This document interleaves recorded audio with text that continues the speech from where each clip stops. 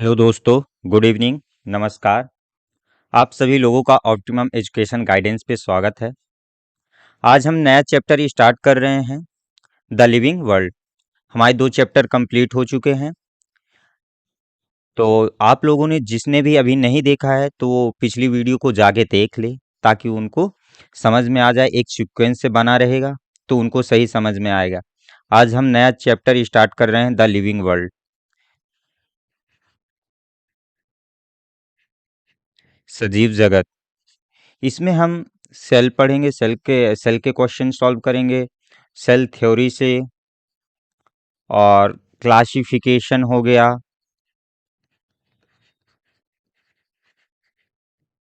Plant kingdom के कुछ question.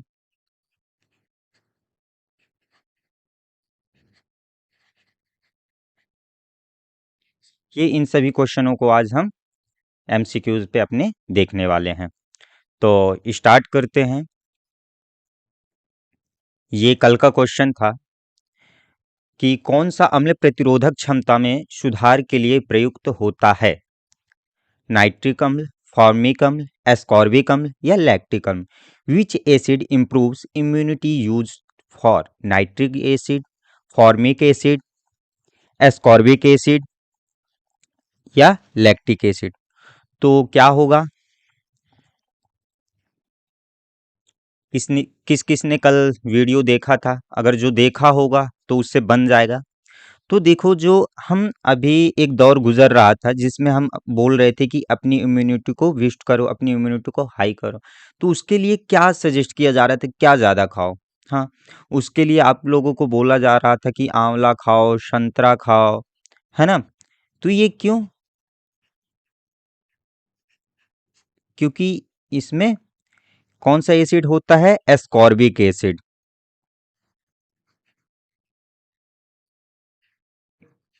Ascorbic acid होता है इनमें, जो किसके लिए? विटामिन सी के ये अच्छे स्रोत माने जाते हैं। विटामिन सी का केमिकल नेम भी होता है एस्कॉर्बिक एसिड।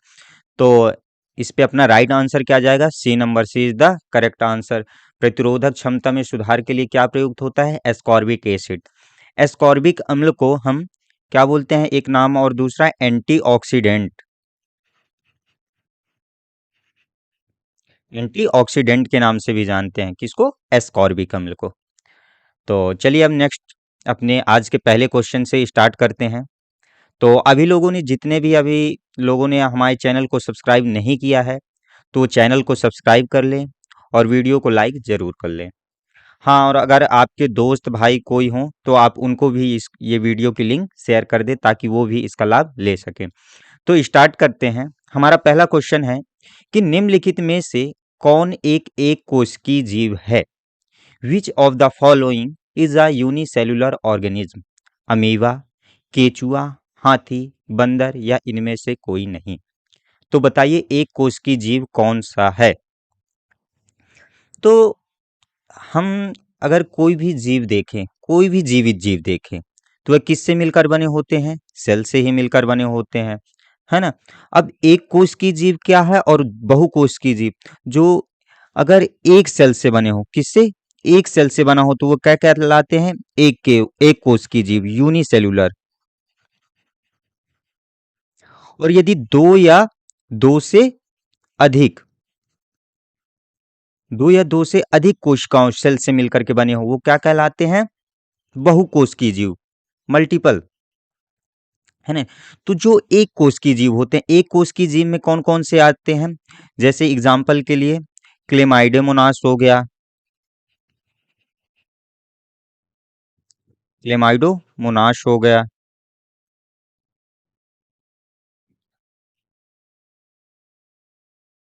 और पैरामीशियम हो गया, वायरस हो गया, नॉस्टॉक हो गया।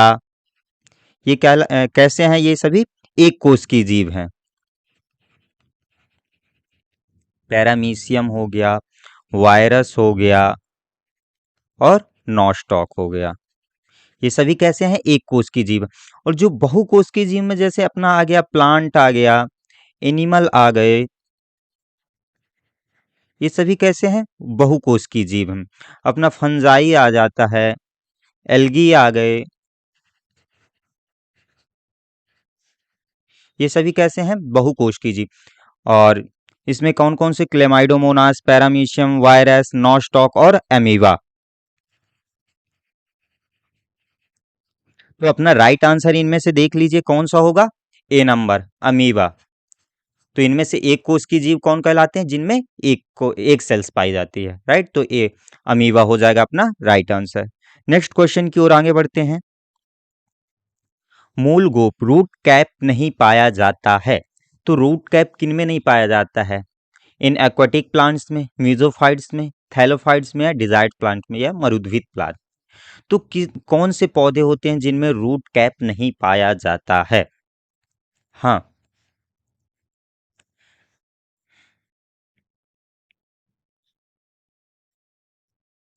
ऐसे कौन से प्लांट होते हैं जिनमें रूट कैप नहीं पाया जाता है?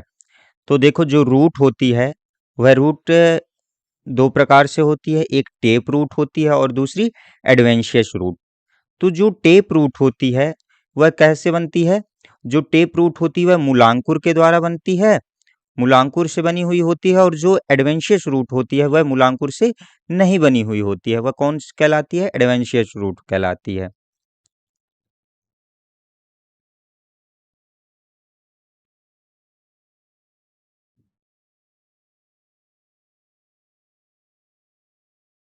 ये इस पे थोड़ी सही से डायग्राम नहीं बन रहा है, तो आप लोग वो मत समझना, है ना।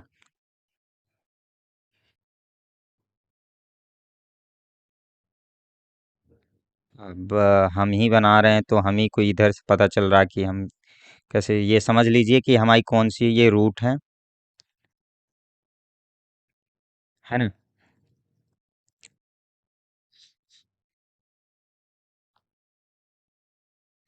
ये रूट के ऊपर ये क्या है? रूट हेयर पाई जाती हैं। आप देखोगे अगर कभी छोटे छोटे कभी रूटों जड़ों को पौधों के उखाड़े होगे, तो उनमें देखोगे छोटे छोटे ये ऐसे रेशे टाइप में लगे रहते हैं। वो क्या कहलाते हैं? रूट हेयर कहलाते हैं। देखो, तो ये जो अपनी हो गई, ये क्या हो गई अपनी? ये अपनी प्राइमरी रूट कहला गई।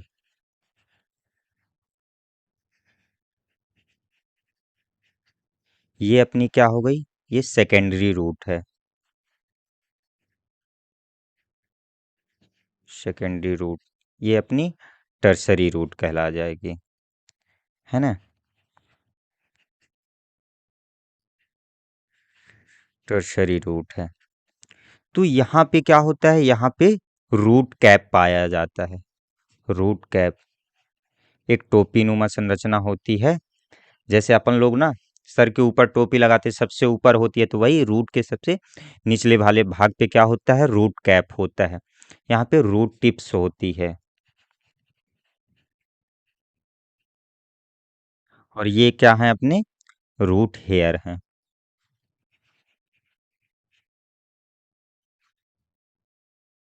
तो जो अपनी रूट कैप है वह किस प्रकार के प्लांट में नहीं पाई जाती है? तो जो समझ लीजिए सबसे पहले रूट कैप। तो रूट कैप अगर समझ जाएंगे तो जो रूट कैप का काम क्या होता है? जो रूट कैप है, जो हमारी ये मेन रूट है, ये क्या होगी? ये भूमि के अंदर, लैंड के अंदर जाएगी। तो क्या होगी? इसमें जो एक्टिव क्या रहते हैं? एक्टिव सेल्स हैं, है ना। इसमें क्या है? एक्टिव सेल्स हैं। अगर वो अंदर की ओर प्रवेश करेगी तो क्या, अगर एक्टिव सेल्स को धक्का लग सकता है, उनको क्षति पहुंच सकती है। तो इस क्षति को उनके होने वाले नुकसान को रोकने के लिए क्या लगी होती है? Root cap. तो वह रूट कैप किस में नहीं पाया जाता है? जलीय पादपों में। जलीय पादप में क्यों नहीं पाए? क्योंकि जो जलीय पादप होते हैं वह फ्लोटिंग टाइप पे होते हैं, यानी कि तैरते हुए पाए जाते हैं। और जो समुद्रविद प्लांट हो गया, यानी मीजोफाइट्स वाले, थैलोफाइट्स वाले, मरुद्भिद, ये क्या, सभी जमीन के अंदर जाते हैं, जमीन के काफी अंदर जाते हैं। इसलिए इनमें क्या पाई जाती है? रूट कैप पाई जाती है। और रूट कैप किस में नहीं पाई जाती है? तो एक्वाटिक प्लांट्स में। तो अपना राइट आंसर क्या आ जाएगा? A number. ए अपना राइट आंसर हो जाएगा, राइट। नेक्स्ट क्वेश्चन की ओर आगे बढ़ते हैं। और जो लवणोद्भिद प्लांट है, एक बात और समझ लेते हैं। जो लवणोद्भिद प्लांट हैं, यानी कि ये कहाँ पाए जाते हैं? जो समुद्री जल हो गया या लवण युक्त मृदा जहाँ होती है, वहाँ ये क्या, वहाँ ऐसे प्लांट पाए जाते हैं। उन प्लांटों को क्या बोलते हैं? Mangrove plant. उन प्लांटों को क्या बोलते हैं? मैग्रो प्लांट बोला जाता है। और मैग्रो प्लांट के अलावा कौन से हो गए? राइजोफोरा। राइजोफोरा हो गया, राइट। और जो जीरोफिटिक वाले प्लांट होते हैं, तो जीरोफिटिक वाले प्लांट कैसे होते हैं कि जहाँ पानी की बहुत ही कम मात्रा होती है, वहाँ पानी बहुत कम, तो वो क्या करते हैं कि अपनी जो पत्ती है उसको किसमें, वो मांसल रूप में चेंज हो जाते हैं, जिससे पानी को स्टोर करे रहते हैं। उसमें कौन कौन से आ जाएंगे? जैसे अपना नागफनी हो गया, घोटा थोर हो गया, ये सभी आ जाते हैं, राइट। तो नेक्स्ट क्वेश्चन की ओर आगे बढ़ते हैं। कोशिका भित्ति वाला सबसे छोटा सजीव जीव है। The smallest living organism with a cell wall, yeast, cyanobacteria, शैवाल या बैक्टीरिया। तो सबसे छोटा सजीव कौन सा है जो विथ, क्या लिखा है? विथ कोशिका वॉल, सेल वॉल, कोशिका भित्ति वाला। तो जो सबसे छोटा सजीव है जिसमें कोशिका भित्ति भी पाई जाती है, तो वह कौन सा है? बैक्टीरिया, जीवाणु। तो अपना राइट आंसर क्या जाएगा? जीवाणु। जो बैक्टीरिया होता है, बैक्टीरिया का लेंथ कितना होता है कि 0.5 mm से लेकर के यह कितना 100 mm तक का इसका साइज होता है। ये सेल वॉल वाला सबसे छोटा सजीव माना जाता है, राइट। वैसे बोले तो जो सबसे छोटा जीवित जीव है वह कौन है? माइकोप्लाज्मा। लेकिन इसमें क्या होता है, बट इसमें सेल वॉल प्रेजेंट नहीं होती है।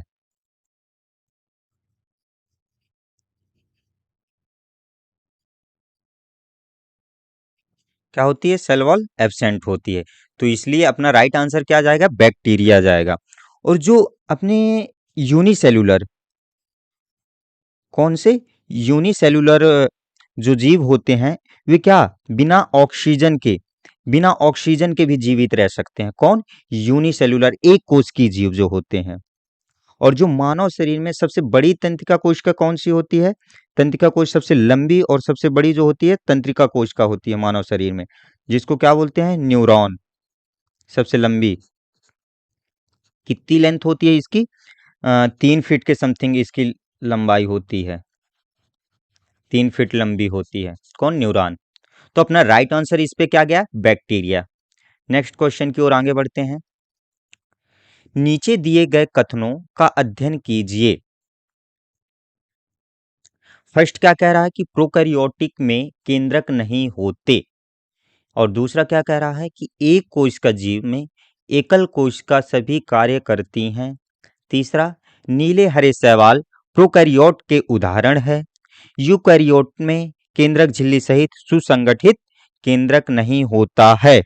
तो इस पे अपना राइट आंसर क्या जाएगा? हम्म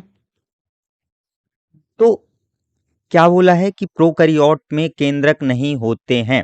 तो ये बात तो सही है। जो प्रोकैरियोटिक होता है, प्रोकैरियोटिक में न्यूक्लियस नहीं पाया जाती, इसमें ट्रू न्यूक्लियस नहीं होता है, राइट। और दूसरा क्या कहता है कि एक कोश की जीव में एकल कोश का सभी कार्य करती हैं। तो स्वाभाविक सी बात है, एक कोश का जीव में कौन? एकल कोश का, एक कोश का ही सभी कार्य करेगी, है ना। तो ये भी अपना स्टेटमेंट क्या है? सही है। तीसरा क्या कहते हैं? नीले हरे शैवाल प्रोकैरियोट के उदाहरण हैं। जो ब्लू ग्रीन एल्गी है वह कैसी है? प्रोकैरियोटिक होती है। और फोर्थ क्या कहता है? यूकैरियोटिक में केंद्रक झिल्ली सहित सुसंगठित केंद्रक नहीं होता। यूकैरियोटिक में क्या केंद्रक पाया जाता है। तो अपना ये स्टेटमेंट क्या हुआ? गलत हुआ। तो अपना आंसर क्या होगा? 1 2 3, 1 2 और 3 कौन से में? हम डी नंबर पे। तो डी अपना क्या हो जाएगा? Right answer. और अगर यदि आप लोगों को किसी को प्रोकैरियोटिक सेल्स, यूकैरियोटिक सेल्स, इनके बारे में आपको पूरी डिटेल जाननी है, तो इसके बारे में हमने पूरी सेल बायोलॉजी का एक प्लेलिस्ट बना हुआ है, उसमें वीडियो डली है। तो उसमें सेल के बारे में, prokaryotic cells, eukaryotic cells, plant cells, animal cells, सब के बारे में डिटेल से उसमें बताया गया है। तो आप वहां जाके देख सकते हैं, राइट। और अभी भी आप लोगों ने अगर वीडियो को लाइक नहीं किया है तो कृपया वीडियो को लाइक एक बार जरूर कर दें। और शेयर भी कर सकते हैं ताकि अपने दोस्त भाई, आपके दोस्त भाई भी इस वीडियो का लाभ उठा सकें। राइट, तो नेक्स्ट क्वेश्चन की ओर आगे बढ़ते हैं अब। निम्न में से कौन सा अदरक का जनन भाग है? Which of the following is the reproductive part of ginger? Seed, leaf, root या स्टेम? तो अदरक का जो जनन भाग है वह कौन सा होता है? बीज होता है, पत्ती होती है, या जड़ होता है, या तना? तो कौन सा होता है? देखो, जो सभी प्लांट हैं, वह सभी जो प्लांट होते हैं वे सबका प्रजनन जो है वो अपने अपने तरफ से करते हैं। सबका प्रजनन अलग अलग तरीकों से करते हैं। और जो रिप्रोडक्टिव जो प्रजनन होता है वह कितने प्रकार से? दो प्रकार से होता है। कौन कौन सा? एक सेक्सुअल हो गया और एसेक्सुअल हो गया। तो जो सेक्सुअल होता है वे कौन करते हैं कि अपने जब यानी दो दो वाले है ना। और जो एसेक्सुअल होता है, तो एसेक्सुअल जो होता है वह कितने टाइप से होता है? फ्रेगमेंटेशन हो गया।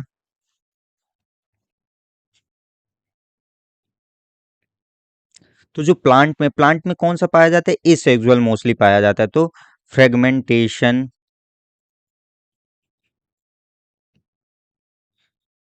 फ्रेगमेंटेशन हो गया बडिंग के द्वारा, स्पोर, और वेजिटेटिव प्रोपेगेशन।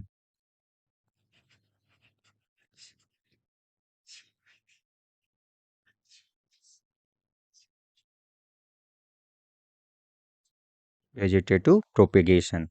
तो फ्रेगमेंटेशन मतलब विखंडन, और बडिंग मतलब नवोदित, या स्पोर मतलब बीजाणुओं के द्वारा, और वेजिटेटिव प्रोपेगेशन मतलब वनस्पतिक प्रसार के द्वारा। तो जो अब हमारा जिंजर है, अदरक, अदरक में कौन सा प्रजनन होता है? जो अदरक का जनन भाग कौन सा होता है? स्टेम होता है।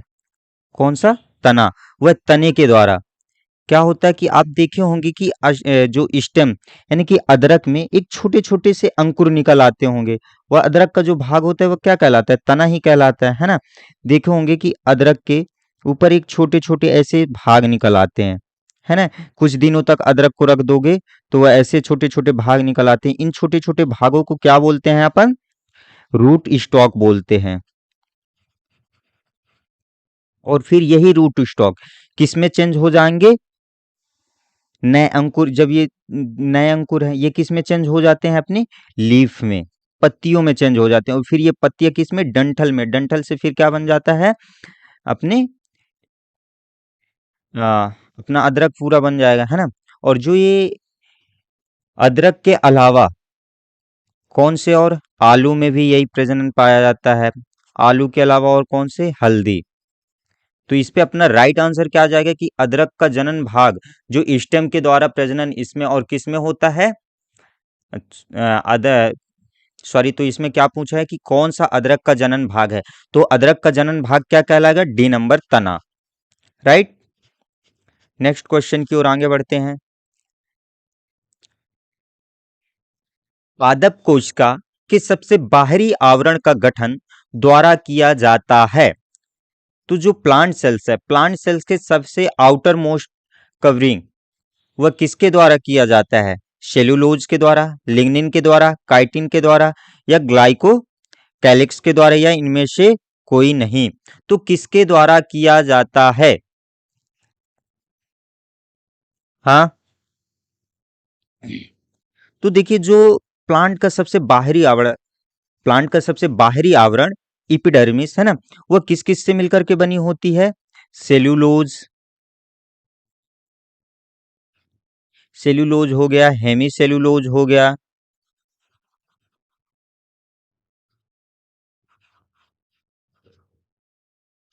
और पेक्टिन हो गया। ये इनसे बन के होती है। तो सबसे बाहरी आवरण किसके द्वारा किया जाएगा? इसमें क्या दिया है आंसर? सेलुलोज दिया। तो अपना राइट आंसर क्या हो जाएगा? A number. जो ये क्या करते हैं? सेल वॉल, जो अपनी बाहरी सेल्स कौन सी होती है? सेल वॉल होती है ना। तो ये सेल वॉल क्या करती है कि उनके शेप को बनाए रखती है, उनके संरचना को बनाए रखती है, स्ट्रक्चर को। राइट। और ये क्या करती है, उनको यांत्रिक शक्ति प्रदान करती है। कौन? Cell wall. और बात करें अगर सेल वॉल की खोज किसने की, तो किसने किया? रॉबर्ट हुक ने। कब किया था? 1665 में। राइट। ये काफी पूछा जाता है कि सेल वॉल की खोज किसने की। रॉबर्ट हुक ने कब किया? 1665 में। और अगर सेल मेम्ब्रेन की बात करें तो जो सेल मेम्ब्रेन को क्या बोलते हैं? और सेल मेम्ब्रेन को प्लाज्मा मेम्ब्रेन के नाम से भी जाना जाता है।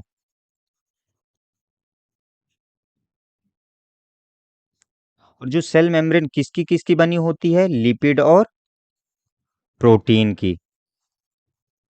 लिपिड और प्रोटीन की बनी होती है, और ये कैसी होती है? परमिएबल होती है। तो इस पे अपना राइट आंसर क्या गया है? सेलुलोज। राइट। तो नेक्स्ट क्वेश्चन की ओर आगे बढ़ते हैं अब, कि डीएनए की एक रज्जुक से आनुवांशिक जानकारी को आरएनए में अनुकरण करने की प्रक्रिया को क्या कहा जाता है? तो the process of कॉपिंग genetic information from a single strand of DNA into RNA is called. DNA से क्या बनाना? डीएनए के एक रज्जुक से अनुवांशिक जानकारी को आरएनए में अनुकरण, मतलब अनुवांशिक जानकारी मतलब मैसेंजर आरएनए वाला, तो एमआरएनए बनाने वाली प्रोसेस क्या कहलाएगी? ट्रांसलेशन, ट्रांसक्रिप्शन, रेप्लिकेशन या म्यूटेशन। अनुवाद, अनुलेखन, प्रतिकृति या उत्परिवर्तन क्या कहलाएगी? तो जो अनुवाद है, ट्रांसलेशन है, ट्रांसलेशन से क्या करते हैं अपन? Protein synthesis. प्रोटीन सिंथेसिस वाली प्रोसेस कहलाती है। और जो अनुलेखन, ट्रांसक्रिप्शन, ट्रांसक्रिप्शन के द्वारा क्या किया जाता है? जो डीएनए है, डीएनए से क्या बनाया जाता है? आरएनए का सिंथेसिस किया जाता है। किसमें? ट्रांसक्रिप्शन के द्वारा। तो इसका राइट आंसर क्या आ जाएगा? B number. B is the correct option. कौन सा? एमआरएनए बनाया जाता है, एमआरएनए सिंथेसिस होता है। राइट। और इसमें जो एंजाइम है वो कौन से एंजाइम काम करता है? RNA polymerase enzyme.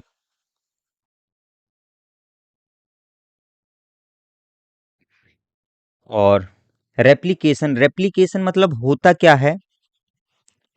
रेप्लिकेशन मतलब अगर डीएनए का एक अणु है, जो है ना, डीएनए का जो एक अणु है उसी के same same to same copy दूसरा अणु बनाना, डीएनए का मॉलिक्यूल बनाना, डीएनए अणु बनाना, वो क्या बनाता है, क्या कहलाता है? रेप्लिकेट, रेप्लिकेशन कहलाता है। राइट। और म्यूटेशन क्या है? म्यूटेशन मतलब जीवों में जो अचानक होने वाला परिवर्तन, वह क्या कहलाता है? म्यूटेशन कहलाता है। राइट। तो इस पे अपना राइट आंसर क्या गया है? ट्रांसक्रिप्शन। अब नेक्स्ट क्वेश्चन की ओर आगे बढ़ते हैं। निम्नलिखित कथनों पर विचार कीजिए। क्या कथन है? डीएनए लाखों न्यूक्लियोटाइडों के साथ आरएनए से काफी बड़ा होता है। दूसरा, आरएनए के विपरीत डीएनए एक स्वप्रतिकृति अणु है। डीएनए आरएनए से संश्लेषित होता है। तो इस पे अपना कौन सा कथन सही है? तो क्या बोला कि जो डीएनए है वह लाखों न्यूक्लियोटाइडों के साथ आरएनए से काफी बड़ा होता है। तो बात करें अगर डीएनए की, तो जो एक डीएनए होता है ह्यूमन क्रोमोसोम में, मानव के क्रोमोसोम में जो एक डीएनए होता है, जो एक डीएनए का अणु होता है वह कितना बड़ा होता है? लगभग 250 मिलियन, 200, लगभग 250 मिलियन न्यूक्लियोटाइड से, न्यूक्लियोटाइडों के युग्मों से मिलकर के बना होता है।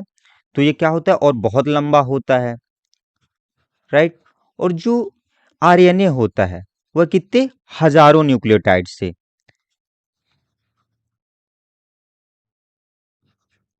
तो आप लोगों को समझ में आ ही रहा होगा कि हजार और मिलियन कितना फर्क है। तो क्या है कि डीएनए लाखों न्यूक्लियोटाइडों के साथ आरएनए से काफी बड़ा होता है। तो अपना ये स्टेटमेंट क्या हो रहा है, सही हो रहा है। दूसरा क्या कह रहा है, आरएनए के विपरीत डीएनए एक स्वप्रतिकृति सेल्फ रेप्लिकेटिंग अणु है। तो इस पे अपना क्या जाएगा कि जो अपना आरएनए के विपरीत डीएनए एक स्वप्रतिकृति अणु है। तो क्या है ये, हाँ बिल्कुल है।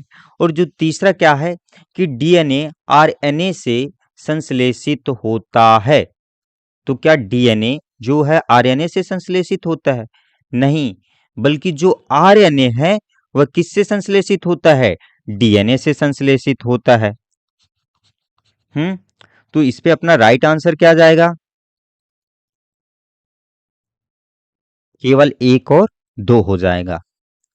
Right answer C number, C is the correct option हो जाएगा अपना।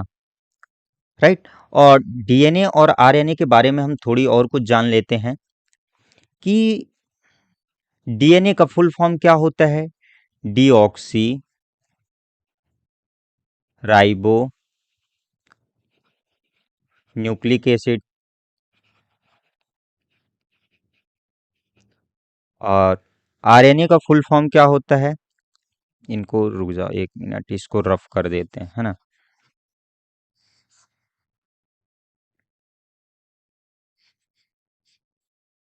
एक साइड डीएनए, एक साइड अपन इधर आरएनए लिख लेते हैं। आरएनए, आरएनए का फुल फॉर्म क्या होता है, राइबोक्सी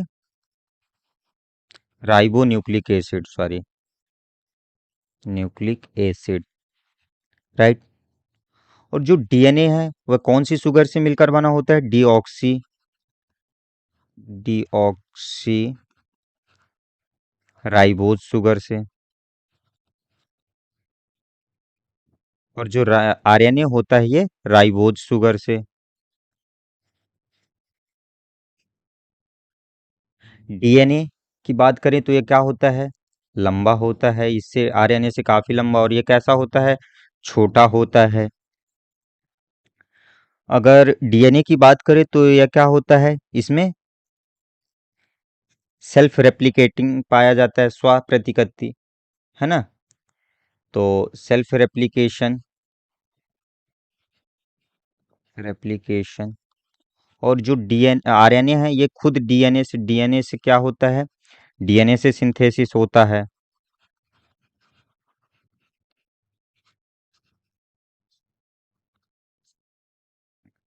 तो ये छोटी सी जानकारी थी। और अगर ह्यूमन में बात करें, मानव में कितने क्रोमोसोम पाए जाते हैं, 46 क्रोमोसोम पाए जाते हैं।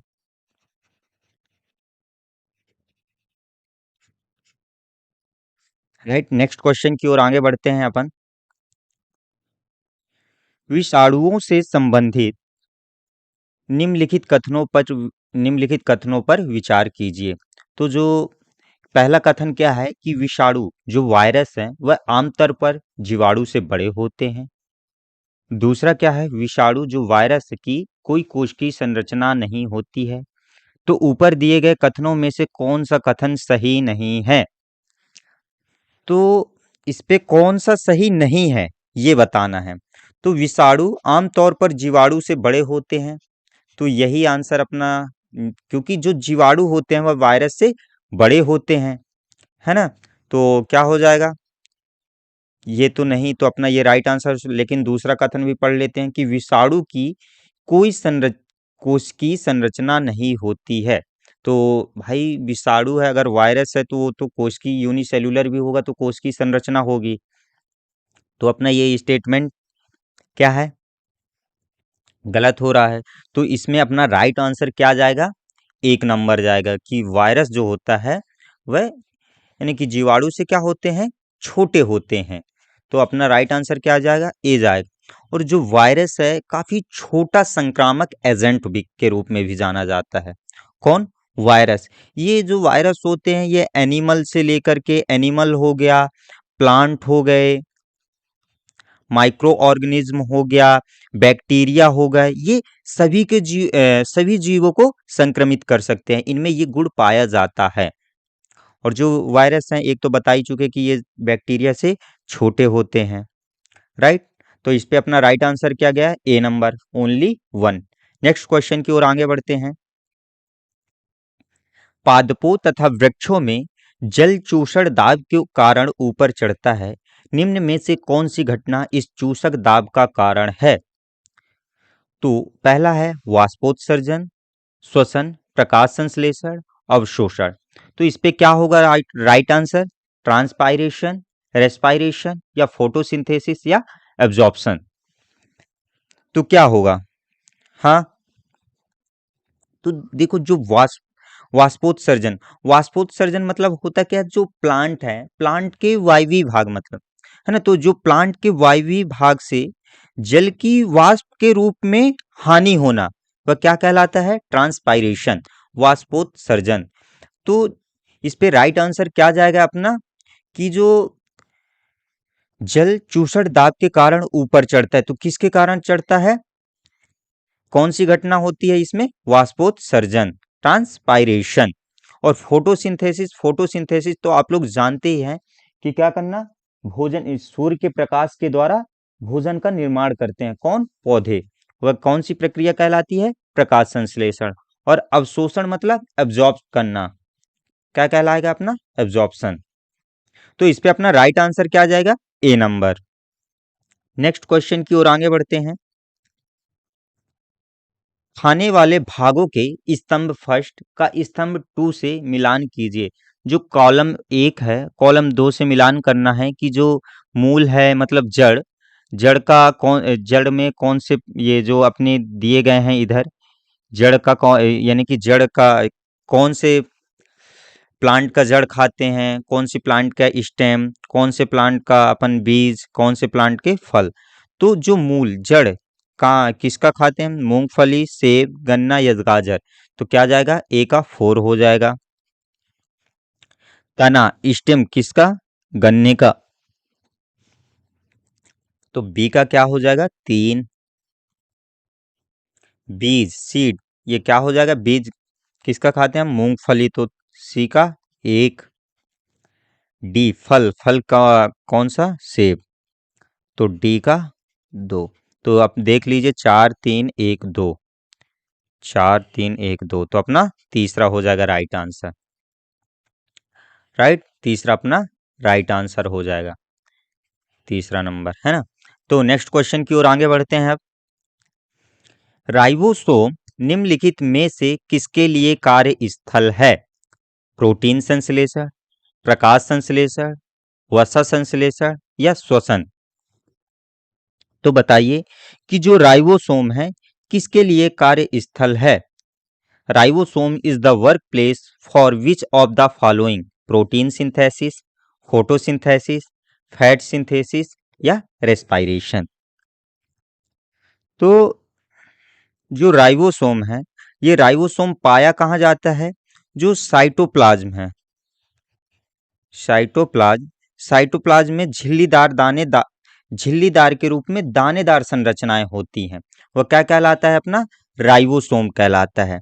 और जो राइबोसोम की खोज है, राइबोसोम की खोज किसने की है, जॉर्ज पलाडे जी ने।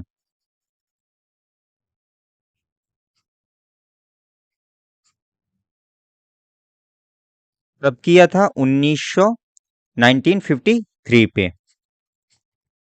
और जो ये राइबोसोम होते हैं, राइबोसोम किसके लिए कार्यस्थल होते हैं, प्रोटीन सिंथेसिस के लिए। तो अपना राइट आंसर क्या आ जाएगा, ए नंबर। और जो अपना राइबोसोम है, राइबोसोम कितने टाइप से होते हैं, 2 टाइप से। कौन कौन से, 18S राइबोसोम और 70S राइबोसोम।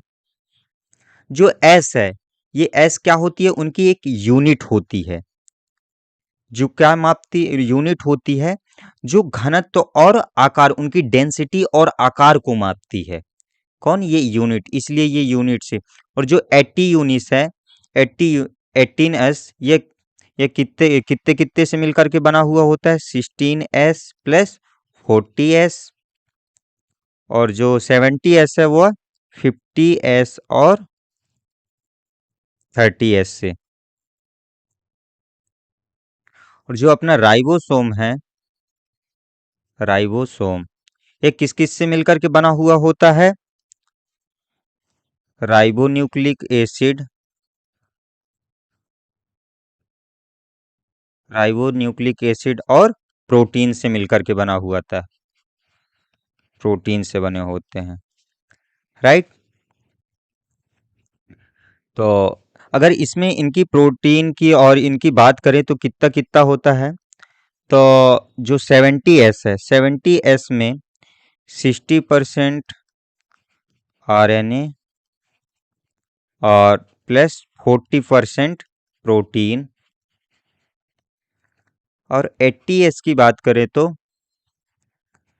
इसमें 40% RNA और 60% क्या होती है, प्रोटीन होती है। तो इस पे अपना राइट आंसर क्या गया है, प्रोटीन सिंथेसिस, कि राइबोसोम किसके लिए कार्यस्थल होते हैं, प्रोटीन सिंथेसिस के लिए, राइट। नेक्स्ट क्वेश्चन के लिए आगे बढ़ते हैं।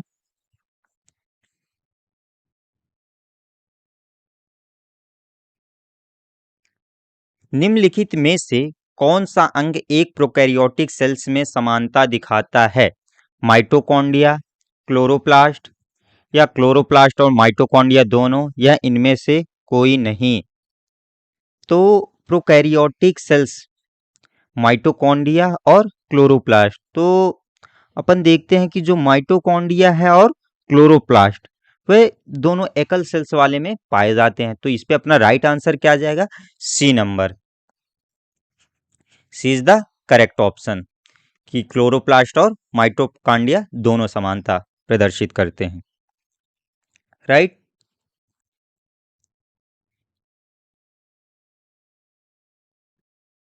नेक्स्ट क्वेश्चन की ओर आगे बढ़ते हैं। एक पौधे की कोशिका भित्ति बनी होती है। The cell wall of a plant is made up of cellulose, carbohydrate, lipid या लिपोप्रोटीन की। तो किसकी बनी होती है सेल वॉल? जो प्लांट की सेल वॉल है वह किसकी बनी होती है, सेलुलोज की, कार्बोहाइड्रेट की, लिपिड की, या लिपोप्रोटीन की? तो बात करें अगर प्लांट सेल्स की, प्लांट की, तो जो प्लांट की सेल वॉल है वह किसकी बनी होती है, सेलुलोज की। और अगर सेलुलोज, सेलुलोज की बात करें तो यह पृथ्वी में सबसे ज्यादा पाया जाने वाला तत्व है। प्रचुर मात्रा में सबसे ज्यादा अधिक क्या पाया जाता है, सेलुलोज पाई जाती है, राइट। और जो अपना सेलुलोज है, जो सेलुलोज फाइबर है, सेलुलोज फाइबर, यह ग्लूकोज के, ग्लूकोज यानी कि ग्लूकोज की ये सैकड़ों अणु, सैकड़ों अणु से मिलकर के, सैकड़ों अणु के रैखिक बहुलक से बने होते हैं, कौन, सेलुलोज फाइबर। तो इस पे अपना राइट आंसर क्या आ जाएगा, A number, A is the correct option. जो सेल वॉल बनी होती है वह किसकी बनी होती है, सेलुलोज की बनी होती है। बात करें कार्बोहाइड्रेट, तो कार्बोहाइड्रेट कहाँ पाया जाता है, अपने फल हो गए, अनाज हो गया, सब्जियां हो गई, इनमें क्या पाया जाता है, कार्बोहाइड्रेट पाया जाता है। और तो अगर ये है तो इसमें स्टार्च आ गया, है ना, शुगर आ गया, ये इनमें किसमें, ये कार्बोहाइड्रेट पाया जाता है। और जो लिपिड है, लिपिड मॉलिक्यूल जिनमें क्या होते हैं, लिपिड में क्या होते हैं, हाइड्रोकार्बन, हाइड्रोकार्बन।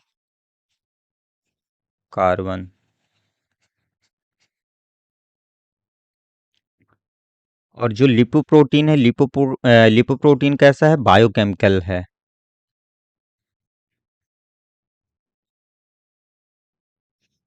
तो इस पे अपना राइट आंसर क्या गया, सेलुलोज। नेक्स्ट क्वेश्चन की ओर आगे बढ़ते हैं कि सिनेप्सिस अर्धसूत्री विभाजन के किस चरण में होता है? लेप्टोप लेप्टोटीन, पैक्टिन, जाइगोटीन, या मेटाफेज में?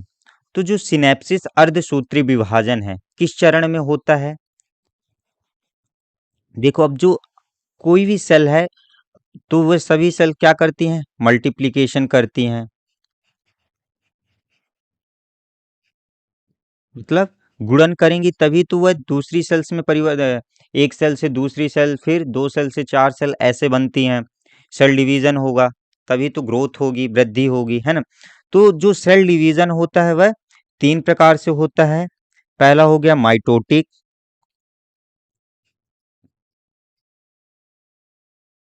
दूसरा हो गया मियोसिस, और तीसरा हो गया ऑस्मोसिस। समसूत्री, अर्धसूत्री, आ, और सम अर्धसूत्री हो गया, ठीक। तो क्या अपन का यहाँ पे क्या पूछा है कि अर्धसूत्री विभाजन की किस चरण में सिनेप्सिस होता है। तो जो अपनी मियोसिस है, मियोसिस कितने स्टेप में, टू स्टेप पे होती है, टू स्टेप पे होती है। तो प्रोफेज वन, प्रोफेज फर्स्ट में कौन कौन थे, लेपो लेपोपेप्टिन होती है, और जाइगोटीन होती है, पैक्टिन होती है, डिप्लोटीन होती है, डायक्नेसिस होती है। तो जो अपनी सिनेप्सिस है, तो सिनेप्सिस किस चरण में होती है, जाइगोटीन में होती है, जाइगोटीन अवस्था में। ये क्या करती है, जो अपने समरूपी गुणसूत्र है उसी के समान दिखाई देती है, राइट, उसी के जैसे कैरेक्टर, उसी के जैसी विशेषता विशेषता प्रदर्शित करती है। तो इस पे अपना राइट आंसर क्या आ जाएगा, जाइगोटिन उसी की तरह विशेषता प्रदर्शित करती है, उसी को हम क्या बोलते हैं, सिनॉप्सिस बोलते हैं, राइट। बात करें लेप्टोटीन की, तो लेप्टोटीन ये सबसे लंबे, सबसे जो इस पे लेप्टोटीन पे जो क्रोमोसोम होते हैं सबसे लंबे और सबसे पतले होते हैं, किसमें, लेप्टोटीन अवस्था में। नेक्स्ट क्वेश्चन की ओर आगे बढ़ते हैं। पादप कोशिका के सबसे बाहरी आवरण का गठन द्वारा किया जाता है।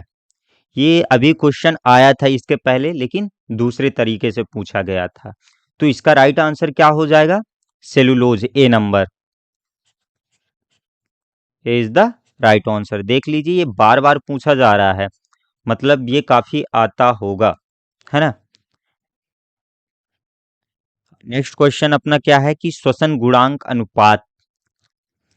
पहला है निष्कासित CO2 व अवशोषित O2 के आयतन का, निष्कासित CO2 एवं अवशोषित क्रियाधर के आयतन का, तीसरा है अवशोषित O2 एवं उत्पादित H2O के भार का, चौथा है अवशोषित O2 एवं उत्पादित CO2 के भार का। तो श्वसन गुणांक, श्वसन गुणांक है का मतलब श्वसन गुणांक वह प्रोसेस है जिसमें विमुक्त ऊर्जा, विमुक्त मतलब कि जो रिलीज एनर्जी है CO2 के रूप में क्या होती है, रिलीज होती है, और O2 के रूप में अवशोषित होती है। तो CO2 के द्वारा निष्कासित ऊर्जा और अवशोषित O2 के ऊर्जा के अनुपात को क्या कहते हैं, श्वसन गुणांक कहते हैं। मतलब श्वसन गुणांक बराबर जो विमुक्त CO2 अपॉन अवशोषित O2, ये क्या कहलाता है, अपना श्वसन गुणांक कहलाता है। और इसमें यानी जो श्वसन गुणांक है, श्वसन गुणांक क्या होती है, यानी कि जो विमोचित जो रिलीज एनर्जी है उसके क्या होती है, श्वसन गुणांक मान के व्युत्क्रमानुपाती होती है। मतलब जो श्वसन गुणांक का मान जितना कम होगा ऊर्जा उतनी कितनी होगी, अधिक होगी, और श्वसन गुणांक का मान जितना अधिक होगा तो ऊर्जा का मान क्या होगा, कम होगा, राइट। तो इस पे अपना राइट आंसर क्या जाएगा, ए नंबर, निष्कासित CO2 और अवशोषित O2 के आयतन को क्या कहते हैं, श्वसन गुणांक कहते हैं, RQ। कभी कभी फार्मूला भी पूछ लेता है कि RQ का फार्मूला क्या होता है, तो विमुक्त CO2 अपॉन अवशोषित O2। जैसे एक एग्जाम्पल से समझ लेते हैं कि कार्बोहाइड्रेट के श्वसन गुणांक को। तो कार्बोहाइड्रेट कैसे बनेगा कि जो अपना क्या हुआ कि जो C6H12O6 प्लस 6O2, क्या निकल गया अपना 6CO2 प्लस H2O प्लस ऊर्जा। फिर क्या कि जो 6CO2 अपॉन 6O2, तो इससे अपना क्या आ जाएगा श्वसन गुणांक 1। तो RQ बराबर क्या हो जाए, तो कार्बोहाइड्रेट का अगर श्वसन गुणांक पूछे तो कितना हो जाएगा 1, राइट। नेक्स्ट क्वेश्चन की ओर आगे बढ़ते हैं। द्विनामकरण का अर्थ है पादप का नाम दो शब्दों में लिखना होता है। वे है वंश और जाति, गण और कुल, जाति और कुल, कुल और वंश। तो द्विनामकरण पद्धति कैसे लिखी जाती है? तो सबसे पहले द्विनाम पद्धति को दिया किसने? द्विनाम पद्धति दिया किसने? कैरोलस लीनियस ने। कैरोलस लीनियस, जो इन्होंने अपनी बुक किसमें, अपनी बुक सिस्टेमिया नेचर के 10वें संस्करण में, कब 10वें संस्करण में 1758 में इन्होंने बताया कि अगर किसी प्लांट या समझो जीव, सॉरी जो जानवर हैं, वह उनको वर्गीकृत कैसे किया जाए, तो उनको उनकी जाति, उनके वंश के आधार पे अलग किया। तो उन्होंने क्या बताया कि जो दो शब्द उन्होंने दिया, कि पहला क्या दिया, प्रथम शब्द,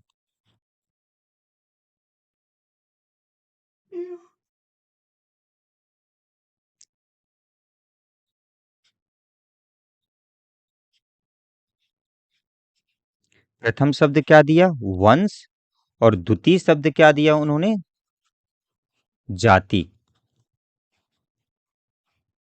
प्रथम शब्द वंश दिया और द्वितीय जाति। और उन्होंने बोला कि जो वंश का नाम है, वंश का नाम अंग्रेजी के कैपिटल अक्षर से, जो अंग्रेजी में कैसा लिखेंगे, पहला जो होगा वह कैपिटल में, और जो जो जाति का नाम है वह कैसा, प्रथम अक्षर, और जो जाति का, ये वंश का बताया कि पहला अक्षर कैसे लिखेंगे, कैपिटल और इटैलिक लैंग्वेज में लिखा जाता है। और जो द्वितीय यानी द्वितीय जो जाति का है, जाति को कैसे लिखेंगे, स्मॉल में लिखेंगे, छोटे में लिखेंगे। तो जैसे अपन किसका, ह्यूमन का देख लेते हैं, तो ह्यूमन का कैसे लिखेंगे अपन, होमो सैपियंस। तो ये ऐसे लिखते हैं अपन, राइट। तो ये जो अपना द्विनामकरण का पद्धति का अर्थ है, यानी द्विनामकरण पद्धति क्यों आई, ताकि हम जीवों की पहचान कर सके, उनका अध्ययन कर सके। और अगर उनका जीवों की पहचान और क्लासिफिकेशन, नामकरण, ये सब किसके अंतर्गत, इसका अध्ययन किसके अंतर्गत किया जाता है, ये क्या कहलाता है, टेक्सोनॉमी, वर्ग की, राइट। तो इस पे अपना राइट आंसर क्या जाएगा, ए नंबर, वंश और जाति। नेक्स्ट क्वेश्चन की ओर आगे बढ़ते हैं कि समसूत्री विभाजन के किस चरण के दौरान तरकु रेशे बनते हैं और गुणसूत्रों से जुड़ जाते हैं, मध्यावस्था, पश्चावस्था, पूर्वावस्था और अत्यावस्था। During which phase of mitosis do spindle fibres form and attach to chromosomes, metaphase, anaphase, prophase या टीलोफेज। किसमें पूछा है, समसूत्री विभाजन में। तो बात करें समसूत्री विभाजन, हमने बताया था कौन कौन से, माइटोटिक और मियोसिस। तो माइटोटिक डिवीजन, माइटोटिक डिवीजन की खोज किसने किया था? अगर प्लांट की बात करें तो प्लांट को डब्ल्यू फ्लेमिंग ने किया था 1882 में। और अगर एनिमल की बात करें तो स्ट्रॉसबर्गर ने।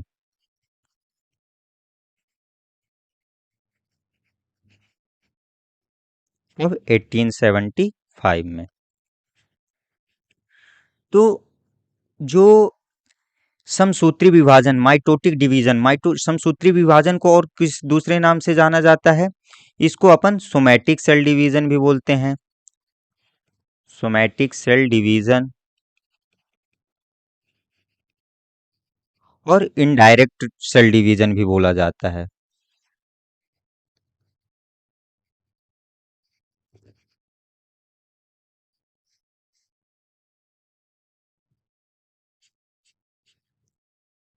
तो जो सोमैटिक यानी कि जो समसूत्री विभाजन होता है, समसूत्री विभाजन में क्या होता है कि जो डॉटर सेल्स के क्रोमोसोम की संख्या उतनी रहती है जितनी कितनी किसकी होती है? पेरेंट सेल्स की। तो ऐसा डिवीजन क्या कहलाता है? समसूत्री विभाजन, माइटोटिक डिवीजन कहलाता है। राइट। और इसमें दो प्रकार के डिवीजन, इसमें दो स्टेज होती हैं। कौन कौन सी? पहला हो गया कैरियोकाइनेसिस, काइनोसिस,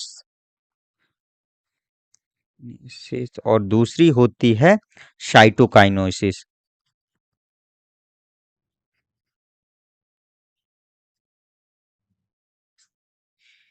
कैरियोकाइनेसिस मतलब जब केंद्रक का विभाजन, वह कैरियोकाइनेसिस। और साइटोकाइनेसिस मतलब कोशिका द्रव साइटोप्लाज्म का डिवीजन क्या कहलाता है? साइटोकाइनेसिस कहलाता है। तो जो कैरियोकाइनेसिस, केंद्रक विभाजन, कैरियोकाइनेसिस, इसमें कौन कौन सी स्टेज होती है? पहली होती है प्रोफेज, दूसरी होती है मेटाफेज, और तीसरी होती है एनाफेज, और चौथी होती है टीलोफेज।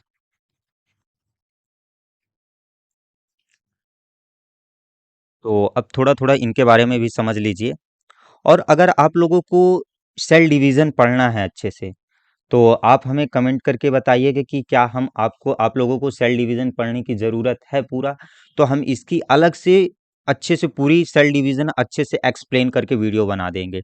क्योंकि अभी इसमें समय कम है तो हम इसका थोड़ा थोड़ा ऊपरी नॉलेज बताएंगे, है ना। अगर आपको इसके बारे में कि कैसे डिवीजन क्या, तो अगर पूरी संपूर्ण जानकारी जानना चाहते हैं तो हमें कमेंट करके बता दीजिएगा।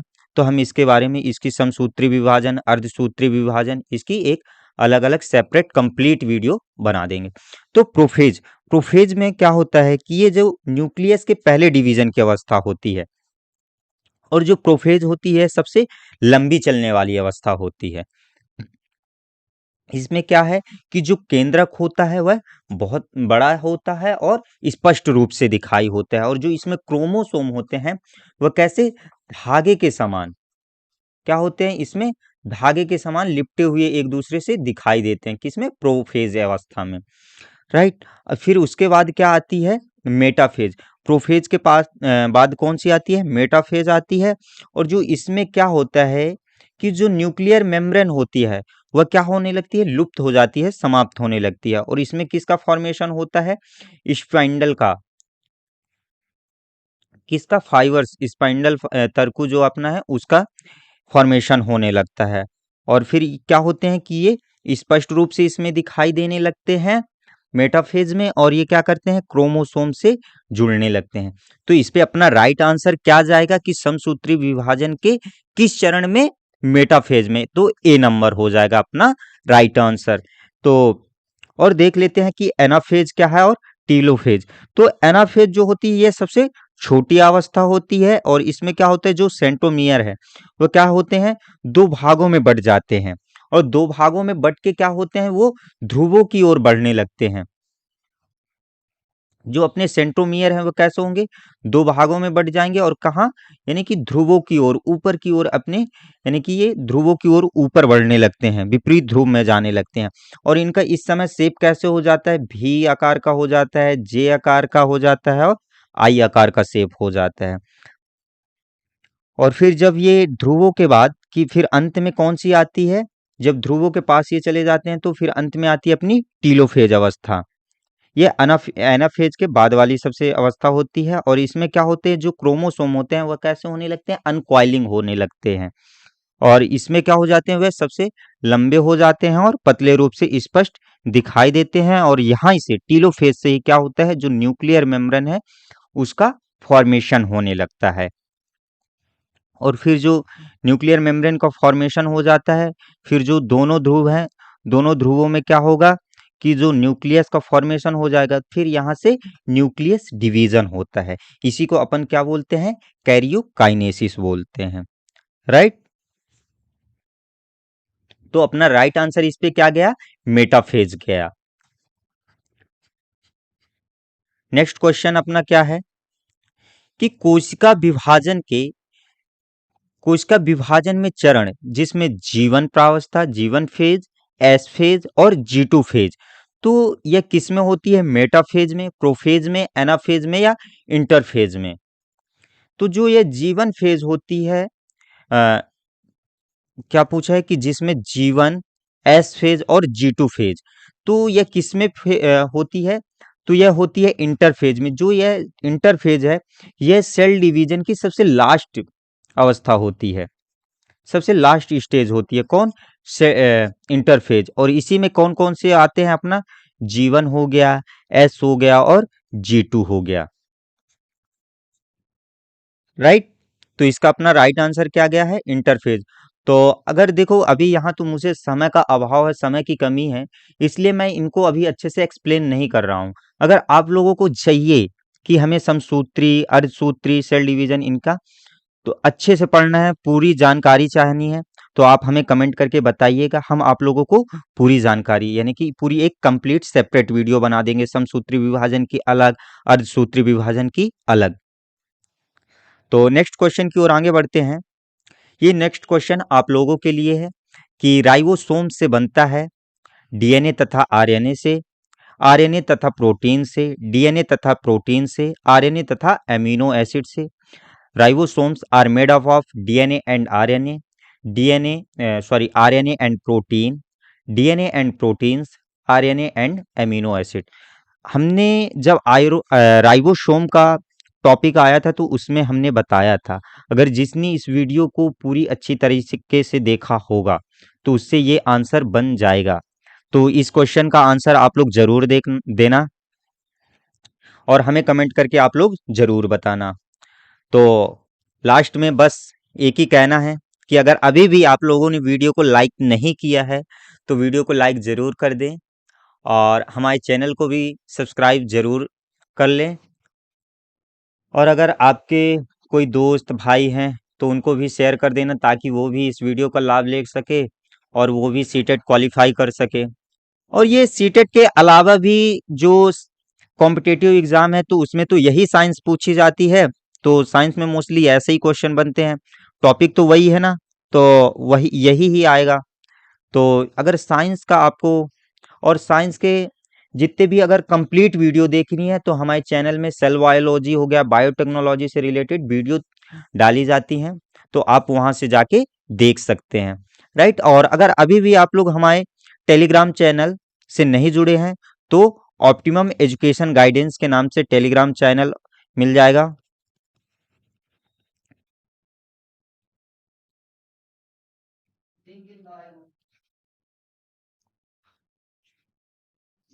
ऑप्टिमम एजुकेशन गाइडेंस से लिंक में दिया रहेगा, तो वहां से आप जाके ज्वाइन कर सकते हैं ताकि आप लोगों को प्रीवियस ईयर के क्वेश्चन वहां मिल जाएंगे, ताकि आप उनकी खूब से ज्यादा प्रैक्टिस कर सको। क्योंकि अगर आप कुछ भी कितना भी पढ़ लो लेकिन जब तक आप प्रैक्टिस नहीं करोगे तब तक आपसे नहीं बनेगा। तो इसलिए आप ज़्यादा से ज़्यादा प्रैक्टिस करें ताकि आप लोगों को सवाल लगाने की ज़्यादा से ज़्यादा हैबिट बन जाएगी, राइट। बस लास्ट में जय हिंद, जय भारत, धन्यवाद।